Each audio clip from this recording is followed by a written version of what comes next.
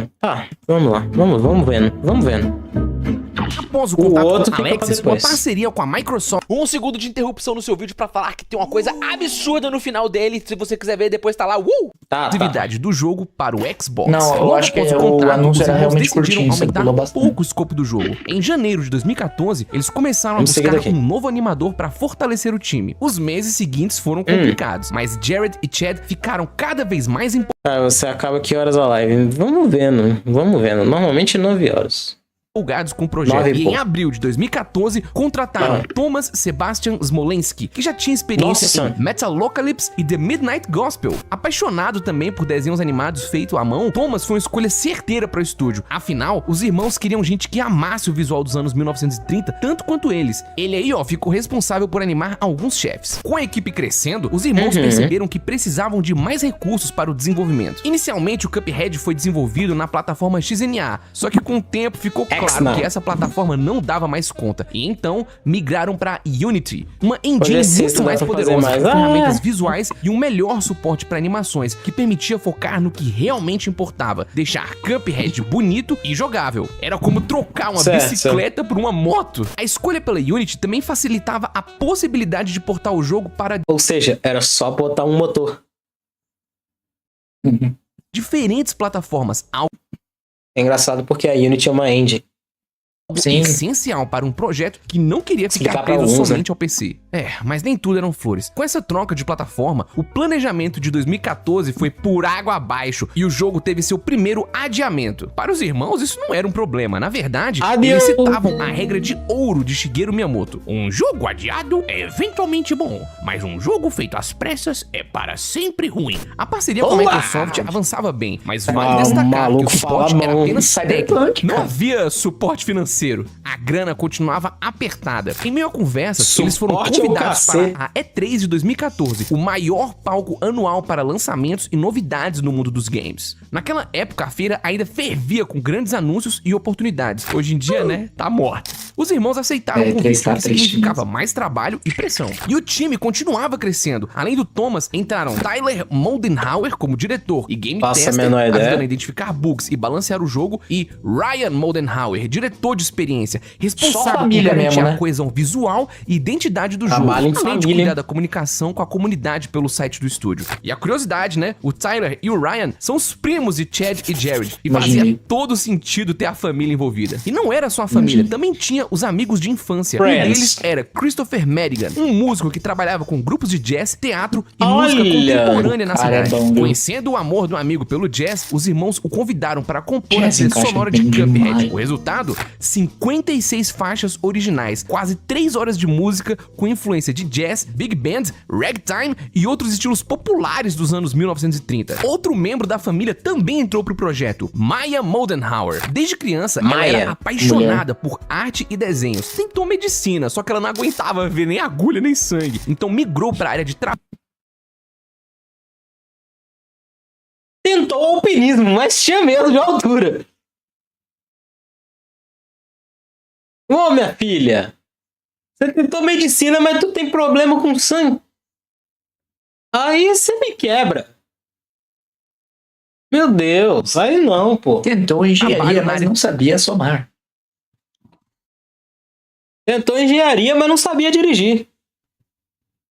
TI de um banco, comandando uma equipe gigante que fazia aplicações web. Aos 20 e poucos anos, a Maya tinha tudo o que queria. Salário estável, benefícios, só que ela odiava o trabalho. Certa vez, ela contou que voltava do trabalho ouvindo os passos dos colegas marchando no mesmo ritmo, sem sorrisos, sem cor. E foi aí que ela decidiu mudar. Já como companheira de Chad com uma filha pequena no final de 2013, a Maya dedicava seu tempo livre para ajudar na produção do jogo. Ela entrou como arte finalista, responsável por passar a limpo com tinta nanquim os desenhos feitos a lápis pelos animadores, um processo aí chamado inking, um padrão essencial na produção dos anos 30. A Maya equilibrava a rotina. Pô, o Benji que sabe dizer isso, hein?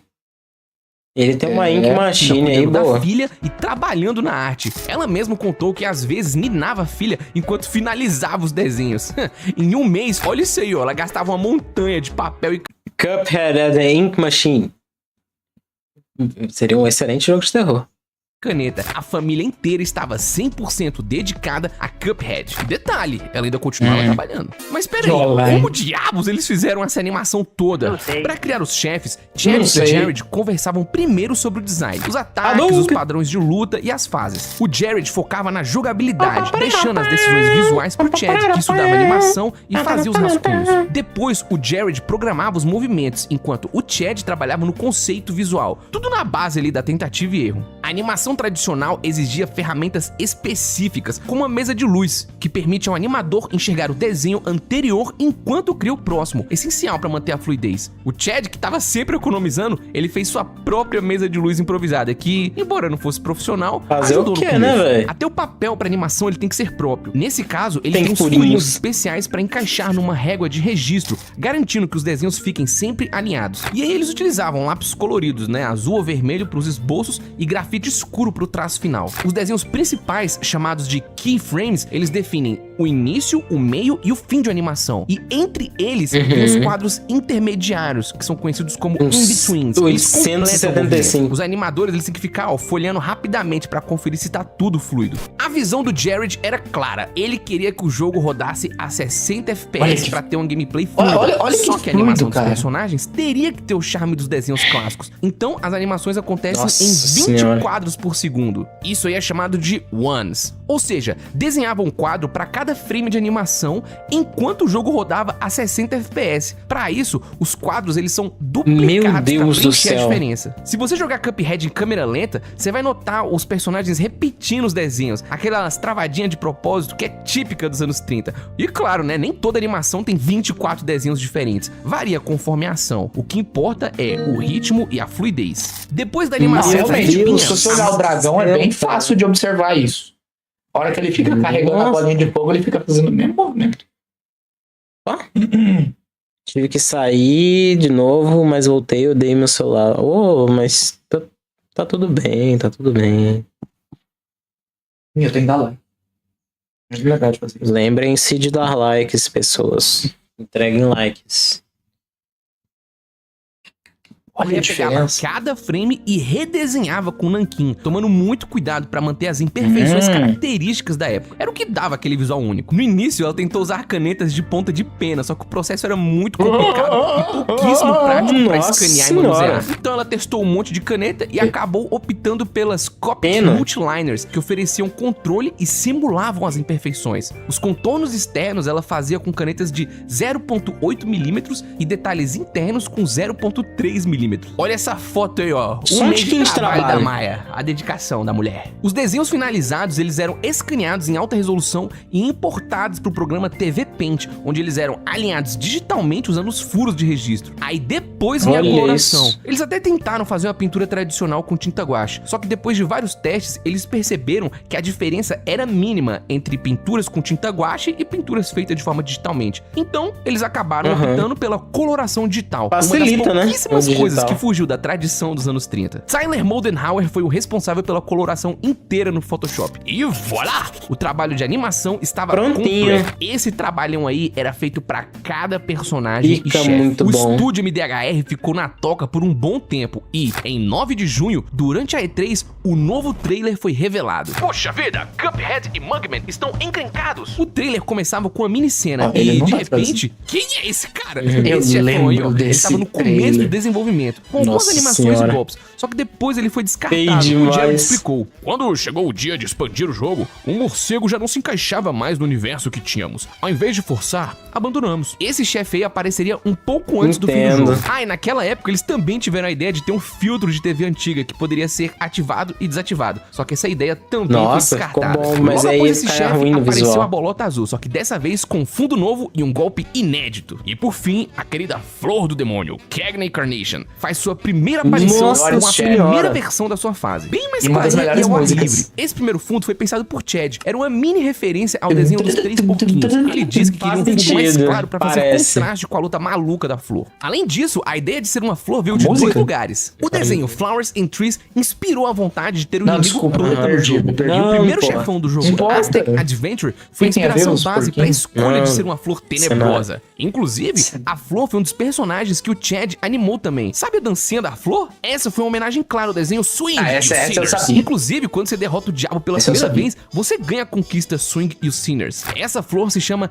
Cagney Carnation, e o nome dela foi uma homenagem ao James Cagney, um ator e dançarino renomadíssimo dos anos 1930. Interessante legal. ver que nessa época, todas as sementes da flor dava pra A dar mina pele. fazendo Um isso enquanto detalhezinho cuida da criativo filha. que só veio depois do Olha lá, desenvolvimento olha foi esse esse golpe aqui, ó. drogado. Normalmente ele não tinha esse efeito, mas se você já jogou Yoshi Island, provavelmente reconhece a inspiração. Aqui no trailer a gente vê uma arma que também foi cortada do jogo final. E outra coisa interessante Um é que mini aqui shooter. eles implementaram uns frames pro Cuphead quando ele muda de direção. E outra loucura é que o Cuphead tinha esse frame aí, ó, esquisitíssimo quando ia pular. Meu Frame Deus esse do que céu. foi cortado da versão final. E, ao fim do trailer, a nova data, vindo aí em 2015. Além desse trailer, foi revelado ao público que 2015, Cuphead cara. estava no programa ID Xbox, aparecendo rapidinho ali ao lado de vários outros indies. Com tamanha exposição no maior palco de jogos da época, Cuphead ficou ainda mais Ficaria famoso. muito O escopo bom. do projeto aumentava ainda É aí mais. que eu comecei, e o trabalho que eu- envolvido que eu também. fiquei Em sabendo setembro de 2014, poucos meses após o trailer, Tony Coculudi entra pro estúdio MDHR como desenvolvedor líder. Ele tinha experiência com a Unity e liderou a programação do jogo, sendo responsável pela implementação das mecânicas de combate, movimentação e Olha. interações com os chefes. Uma coisa interessante é que no início de 2014, ele tinha se demitido de seu emprego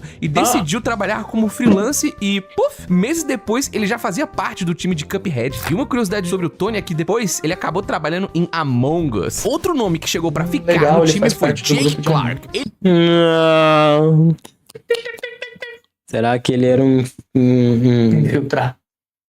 ele era um impostor foram ali, os né? responsáveis pela animação de alguns chefes do jogo. Como ele tinha formação em animação tradicional, seu papel em Cuphead foi fundamental. E assim, 2014 fechou com um time ainda maior e que só cresceria mais, pois logo no início de 2015, eles estavam trabalhando a todo vapor para conseguir cumprir com o novo prazo e, ao mesmo tempo, ficavam procurando mais pessoas apaixonadas por animação para entrar no time. Vasculhando a internet, a equipe do estúdio encontrou o blog de uma estudante de animação. E foi amor à primeira vista. A nova adição pro time Amor? foi Tina Nauroki. Ela também era do Canadá, mas mais importante do que isso, ela também tinha uma vasta experiência com animação tradicional. Ela saiu de um emprego bem pago, se mudou pra Toronto, no Canadá, Desde quando e o Grinch começou a estudar casou. fortemente animação tradicional. Era o que ela mais Bonitinho. amava fazer. E foi quando alguém falou pra ela colocar o trabalho Boa na animação. internet. E pouco tempo depois, tá lá, foi contratada. O estúdio MDHR simplesmente Tina mandou um Turner. scanner pra ela via correio. Ela era considerada a animadora mais rápida da equipe. Ela trabalhava igual maluca. E quem ela animou? Ela animou mais de 50 personagens pro jogo. Ela animou todos os inimigos que aparecem nas fases Run and Gun.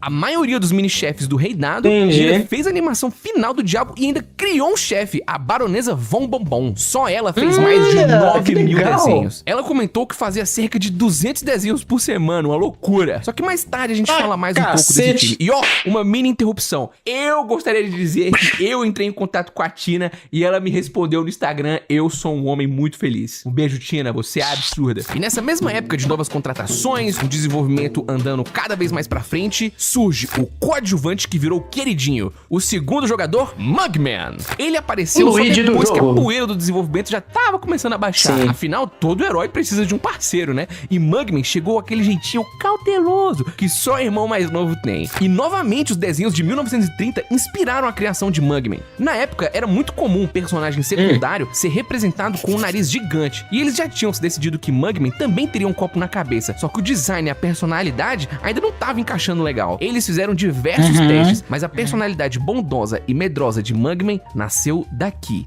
Nada combinava mais com a atitude impulsiva de Cuphead do que um irmão mais medroso e cauteloso. E isso se reflete até nas animações. O Cuphead chega na luta inflando os braços. Já o Mugman, ele chega se preparando, se alongando com cuidado. E aí tudo começou a se encaixar. Sim, Cuphead mas foi ele ainda feito pra parece meio representar o irmão desmiolado. mais velho, destemido. E Mugman se tornou o irmão mais novo, que fica com o segundo controle e é um pouquinho mais tranquilo. E as cores dos personagens foram inspiradas no jogo Contra, um vermelho e um azul. E um detalhe curioso é que a alça das cabeças deles foram inspiradas nas orelhas do Mickey. Tudo tem um motivo. E ó, pra diferenciar, o Cuphead tem um surpresa. canudo dobrado e o Mugman tem um narigão e um canudo Luigi retinho. Com o azul. time crescendo, a Luigi exposição aumentando e o jogo ficando cada vez Sacanagem. mais famoso, os irmãos decidiram inscrever o jogo no Festival de Jogos Independentes, uma premiação anual feita pra celebrar e incentivar criadores independentes. Naquele ano, Papers, Please foi o vencedor vencedor, ao lado de Risk of Rain e The Stanley Parable. Jogaços. Cuphead não venceu em nenhuma categoria do festival, mas somente o fato de ter escrito o jogo causou uma mudança enorme na vida deles. No Natal de 2014, os irmãos receberam uma ligação, e quem era? Representantes da Microsoft. Dessa vez,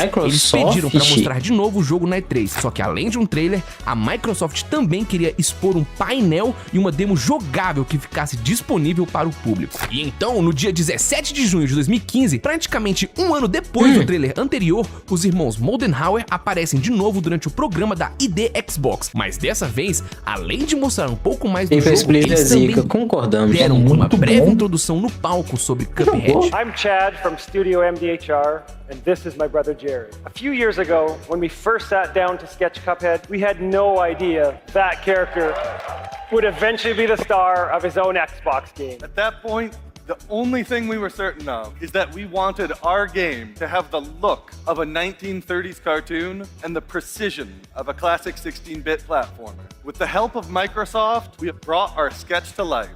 Today, we are excited to give everyone a quick peek into the world of Cuphead. A Avanade e a G.I.O. estão de volta, e com elas vem mais bootcamps gratuitos. Dinheiros para a pessoa. E então o novo trailer começa. Cuphead e Mugman apostaram com o diabo e perderam. Façam o que eu mando e talvez eu poupe vocês. O trailer veio com novas cenas apresentando a... Era pra ser o diabo de Cuphead e virou ele de Menina Superpoderosa. Nossa, verdade. As meninas... E vários chefes foram revelados de uma vez só, mostrando que o jogo tinha avançado bastante no desenvolvimento. A arma de Cuphead, a P-Shooter, finalmente tinha seu visual principal. Os chefes na época piscavam em vermelho quando atingidos, e o ataque final da calmaria ainda nem tinha sido implementado. O trailer já era um absurdo, mas melhor que o trailer era poder jogar o jogo pela primeira vez finalmente. Logo de cara, a introdução era um pouco diferente, com a opção de escolher de 1 a 2 jogadores já no título do jogo. E esse visual aí, ó, meio esquisito, né, do Cuphead e do Mugman. Até o visual das vidas era diferente. Cada coração desse rostinho aqui, ó, era uma vida, e a barra de super era os dentes do rostinho. A demo já era jogável de... Pode falar que era um design muito mais legal, hein? É, pô. Era um design muito mais legal. As cartinhas são legais, na tinha um formato de rosto, eu acho que não. A animação de morte era um tiquinho diferente, bem mais lenta. O golpe especial também era mais simples nessa versão inicial. Durante a demo, dá pra ver que a troca de armas também era diferente. E o golpe do dragão ainda tava numa etapa bem inicial. Uma coisa interessante dessa versão é que se alguém morrer, não dá pra salvar o amigo. E o tutorial também era um pouco diferente. Perry ainda não se chamava Perry, se chamava Tapa no Canudo. Nome esse que eu adorei. Tapa na gostosa.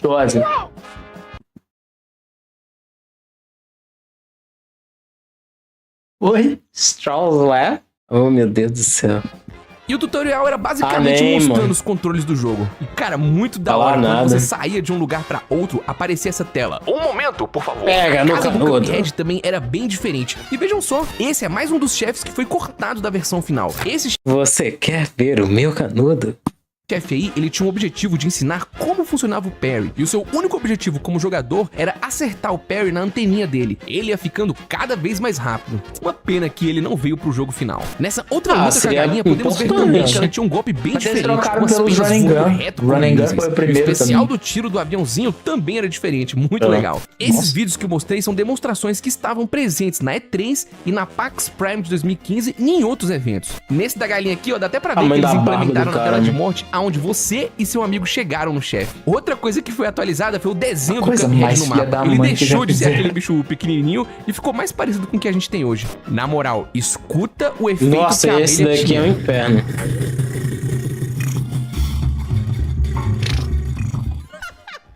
Cara, isso tinha que ter ficado pra versão final. E eu acho que nessa demo aqui eles já tinham começado a implementar o sistema de ajudar o amigo. Afinal, os fantasmas eram todos rosas. A E3, o trailer, os eventos, a demo jogável, a oportunidade de exposição que a Microsoft forneceu, tudo isso ajudou a impulsionar muito o Cuphead. Chad, Jared e Maya ainda estavam focavam em seus trabalhos comuns. E apesar de toda a alegria, a realidade batia cada vez mais forte na porta. O tempo era curto, o dinheiro menor ainda, e as responsabilidades familiares também tinham que ser atendidas. E Cuphead sofreu um pouco com algumas críticas. Afinal, mais uma vez o jogo foi adiado. Em 2015, o jogo passou a ser planejado para 2016. A pressão estava enorme, afinal, o jogo foi muito bem recebido pelo público. Chad e Jared conversaram muito sobre os resultados dos eventos e decidiram: vamos apostar tudo! Olha, é uma puta ironia o fato de que eles pegaram... Basicamente é o do jogo. É o que o jogo ensina a não fazer. Olha que loucura. O jogo ensina você a não apostar tudo, e aí os caras apostaram tudo pra fazer um jogo falando não aposte tudo. Porra! Com Cuphead dando tão certo, o estúdio MDHR sentiu que era hora de apostar tudo que tinham pra realizar esse sonho. E ao invés de seguir com o projeto original de fazer um jogo com... E aí do outro lado tem a Microsoft. A gente não precisa associar com o diabo, mas talvez, supostamente... Eles mataram o Skype. Eu tô chateado com isso ainda. Como é que é? Há muito tempo. 8 a 10 lutas contra chefes, eles decidiram aumentar o projeto. Mas pra isso, eles precisavam de mais tempo e muito mais dinheiro. E não foi só ele, não. Vamos com calma aí também. Eles fizeram bastante coisa com o Xbox, tudo bem. Sim, claro. Mas destruíram muitos outros produtos que eles simplesmente compraram para arregaçar. Concordo. Hoje eu tenho muita raiva deles ter ferrado a Ubisoft, principalmente. Entendeu? Nossa, eu amo aquele estúdio, cara. É um lá e um cá, né? Quando a Microsoft comprou a Ubisoft, acabou, velho. E o que fizeram? Jared saiu da empresa de seu pai, Chad abandonou seu emprego como web designer e Maya largou seu emprego estável e bem remunerado no banco. Todos eles queriam seguir com o sonho. Vamos arriscar pra fazer o Cuphead. E aí que vem um parênteses meu empréstimo manual pessoal, tá? Olha, quando a gente sonha com alguma coisa e tem aquela sede, aquela vontade de conquistar, de realizar um sonho, a gente acaba tomando os maiores riscos, mas sempre com a maior fé possível de que tudo vai dar certo, seja como for. E aí a existência desse canal é prova disso. A gente faz de tudo pelas coisas que a gente sonha. Mesmo que seja mega arriscado e problemático. Eu não quero aparecer. E que vem a doideira. Jared, Maya e Chad lógico que você tá tentando aparecer num formato de um losango. Aí a câmera tem que se esforçar pra pegar você. Suas casas. Ou seja, eles já tinham uma casa eles fizeram própria. mortgage. Chad e Maya, inclusive, moravam juntos com a sua filha. Só que pra conseguir a eles grana, eles pegaram um empréstimo altíssimo do banco e usaram a própria casa como garantia. Eles basicamente disseram: vamos apostar tudo. Se der ruim, o máximo que a gente perde é nossa casa. Eles apostaram o próprio teto no sucesso de Cuphead. É importante dizer também que Cuphead em nenhum momento teve projeto de financiamento coletivo. Os caras queriam fazer tudo sozinhos. Os pais... Teria sido bem mais fácil, né? Cara, um Kickstarter pra esse seria... Vamos combinar que teria sido bem mais fácil. Todo mundo ia apoiar, tipo, tinha muito. Eles aprovaram. E era só, tipo, se você me ajudou no Kickstarter, você vai ganhar o jogo. Tava na mesma. Sonho de vocês, vão em frente. Pô. Mas claro, não pensem que eles tomaram essas atitudes de qualquer jeito. Os irmãos são duas pessoas bastante pé no chão. Eles ficaram felizes sim com a fama de Cuphead, mas se era pra trabalhar, que fosse de forma pensada, calma, tranquila e apostando na casa. Mas tudo bem. Aonde dava pra economizar dinheiro, eles economizavam. Foi só nessa época que finalmente Chad abriu mão de sua mesa de luz artesanal pra comprar uma profissional. Compraram também uma impressora com scanner e fizeram alguns outros investimentos. Novas pessoas passaram a fazer parte do time. Mas sabe algo interessante? O estúdio MDHR nunca teve um estúdio físico. Todo mundo ainda continuava trabalhando, cada um em sua casa. Tinha animador em São Francisco, finalizador em Toronto, colorista em Saskatoon, programador em Ottawa, controle de qualidade em Regina. Devia ser muito bom de comunicação, né, menino? Trabalhando de home office. Eles utilizavam um site chamado Basecamp para trabalhar juntos. O site serve como uma sala onde tudo que a equipe precisa para se organizar fica lá dentro. Chat, arquivo, calendário, anotação. O site Trello também foi um grande aliado, funcionava para organizar as tarefas, quem ficava com o quê. E além desses sites, essa era a época em que eles usavam o Skype. Este que foi a patrocinado pela Microsoft. Vou deixar claro aqui.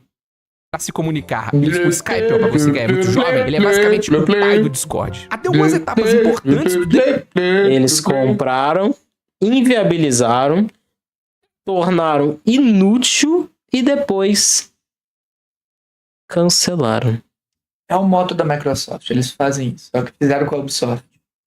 E com o próprio telefone deles, né? Olha só que coincidência. Desenvolvimento eram resolvidas via e-mail. Esse era o nível do trabalho remoto. E esse esquema de trabalhar a cada... Nossa, eu apertei sem querer aqui.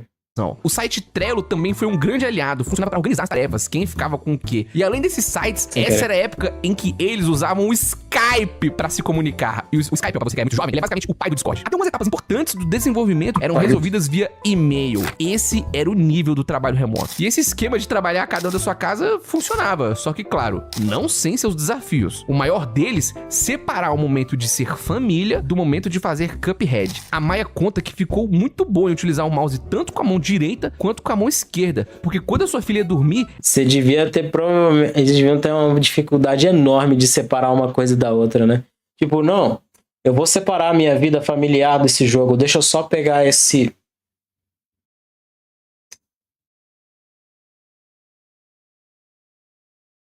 Eu só queria tomar café.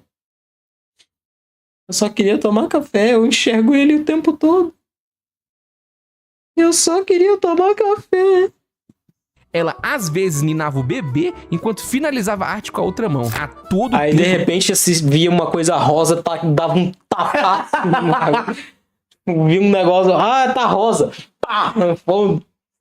Não, tive que dar um mortal. Você tinha que dar um mortal pra fazer. Não, aí cada um com seus Eles bagulhos. estavam falando sobre Cuphead e executando novas ideias. E ó, a ideia de trabalhar em família não foi uma decisão estratégica, foi uma decisão econômica. Nessa época, o amigo cuidava da música, os primos testavam o jogo, a Maia cuidava da finalização, os irmãos cuidavam do resto, era tudo em família. E pra dar conta desse crescimento todo, tinha chegado a hora de chamar reforços. E além dos outros membros do estúdio que já foram mencionados antes, aqui entram alguns nomes que deram ainda mais personalidade ao jogo. Hana Abihana entrou como diretor de animação. Ele já tinha uma ótima... Não, peraí. O nome do cara é Hana. Aí, peraí. Peraí, não fala... Bibi! Bibi! Hannah Montana. Hannah Montana. É, também. Bibi!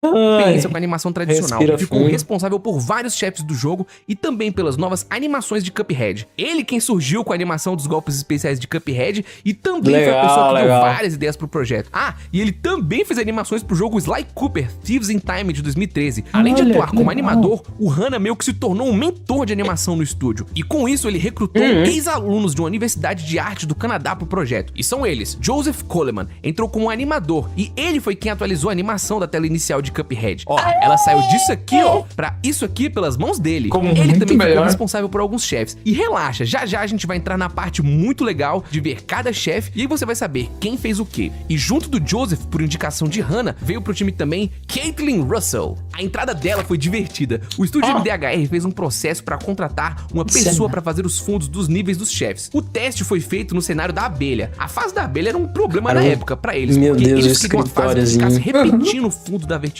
Então era um grande desafio. Várias pessoas tentaram, só que a indicação do Hana, a Caitlin, foi a pessoa que acertou em cheio. Ela foi super cuidadosa com o fundo e conseguiu traduzir muito bem a ideia de colocar abelhas que como bonitinho. operárias da abelha rainha e fez um fundo onde cada partezinha é uma salinha diferente. E olha só, ela fez tudo em watercolor, ou melhor, em aquarela, aquele estilo de pintura com tinta diluída em água, com efeito meio translúcido e fluido, ou seja, 1930. O trabalho dela foi tão bom que o estúdio MDHR deu pra ela a função de fazer todos os fundos do jogo. Já já O seu trabalho é tão bom que eu vou te dar muito mais. Se vira. a gente fala mais do trabalho dela. E a equipe de animação não parava de crescer. Quem chegou depois foi a Danielle Johnson. E olha só, ela também era da mesma universidade de Joseph. Ela ficou responsável não só por alguns chefes do jogo, mas também pelos personagens não jogáveis de Cuphead. A função principal de Danielle era fazer os quadros intermediários. O trabalho de animação inteiro de Cuphead... Seria engraçado se você derrotasse essa moeda e ela fosse feita de chocolate. Mas chocolate, não que parafina. foi feito de forma conjunta. Alguns animadores cuidavam de um chefe só, e alguns Aí é de chefes cada um, você vai comer? tinham 2 ou até 3 animadores trabalhando neles. E como se já não fosse diverso o bastante, um marceneiro acabou virando parte fundamental da arte do jogo. Ali Mob teve um papel muito criativo em Cuphead. Ele quem criou os fundos em 3D que você vê no jogo. Quando chegar o momento certo, você vai entender o que esse cara fez. Enquanto a arte ganhava vida com os novos membros, a programação também precisava de reforço. É porque é Então, verdade. novos programadores entraram Não é pro todo estúdio. fundo que tem Eric 3D, mas tipo, Linsley tem se alguns tornou o programador detalhes. principal. Ele era responsável pela implementação das mecânicas de combate, movimentação e interações com os chefes. Ele também otimizou o desempenho e implementou os níveis de correr e atirar. O cara tinha uma experiência sinistra com a Unity. E sabe de algo curioso? Em 2003, anos antes, ele tinha trabalhado no jogo Deus Ex e ele também foi programador do modo co-op de Army of Two 4th Day. E ele também cuidou de aspectos do jogo Tunic. Muito doido. Mas não dava pra um programador só segurar a bronca. Foi aí que entrou Kezia Adamo. Kezia desenvolveu algumas fases de chefes e algumas fases de correr e atirar também. Kezia era quem cuidava do comportamento dos inimigos, garantindo que esses bichos ficassem difíceis. Uma coisa da hora que Kezia fez foi desenvolver ferramentas personalizadas.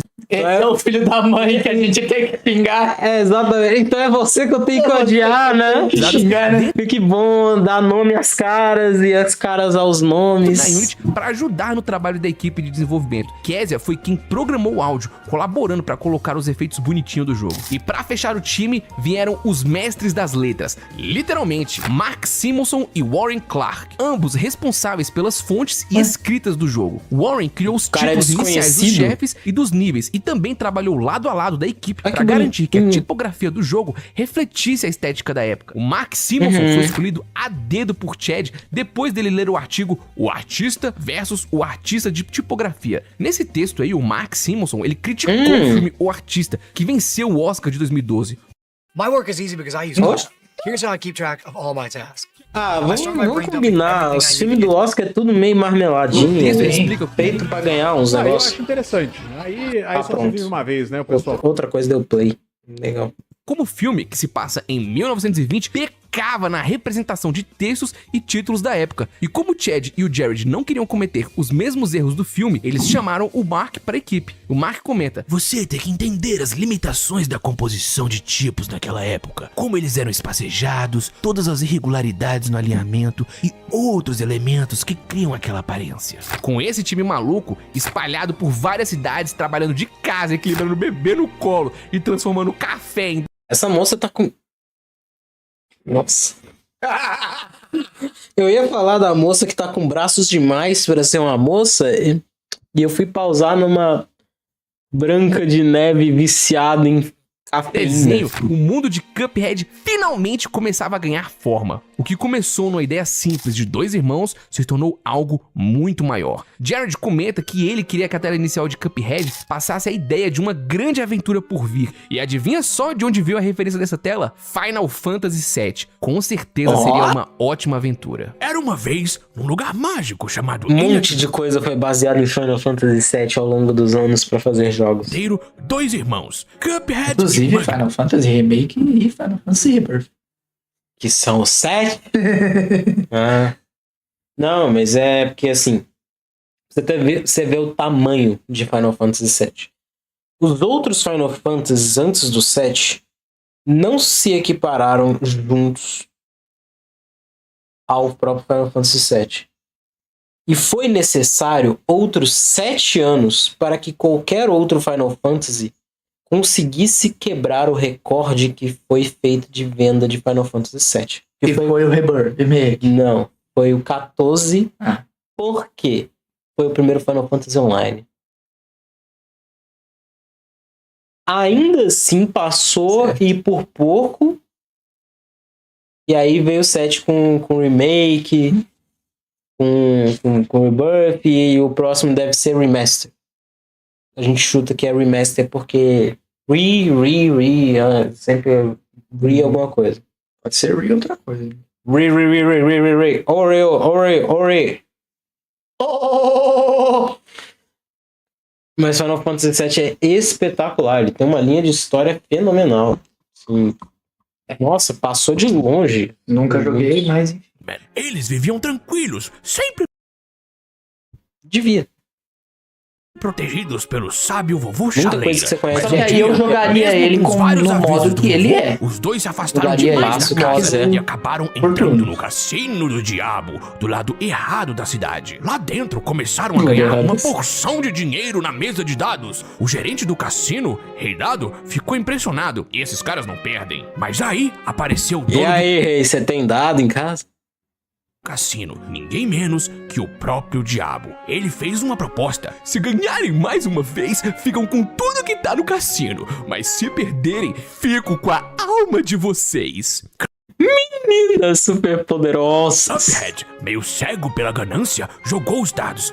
Brincadeira, ele tá fazendo um bom trabalho de dublagem. Mugman tentou avisar do perigo, mas já era tarde.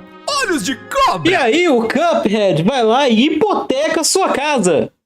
Não, pera, isso é outra A história. pior combinação. E então, eles perderam. O diabo riu e exigiu as almas deles. Assustados, os irmãos imploraram por outra chance. O diabo, então, mostrou uma lista com os nomes dos devedores que fugiram dele e propôs: tragam as almas dessas pessoas até a meia-noite de amanhã e eu posso perdoar vocês. Foi assim que Cuphead e Mugman, apavorados, saíram correndo para encontrar o vovô Chaleira e descobrir o que fazer a seguir. A história passou por várias versões até eles acharem um tom certo. Uma mistura de personagens carismáticos, mas meio encrenqueiros, jogados numa situação de puro desespero. Bem naquele estilo de desenho antigo, com um pezinho no humor sombrio dos estúdios Fleischer. Mas tinha um detalhe: Cuphead é um jogo de ação rápida, então nada de ficar enrolando o jogador com cutscenes longas ou diálogos infinitos. O foco era contar a história de forma curta e direta. Apresenta o personagem, explica o problema e pronto, o jogador já tá no controle. E para dar vida ao livro de história, eles mergulharam fundo nas referências dos anos 30. Meu Capas de Deus do revistas céu, antigas, cara. cartões de Muito títulos bom. de cinema, livros infantis da Muito, época, muito tudo bom. para pegar aquele enquadramento dramático, as perspectivas exageradas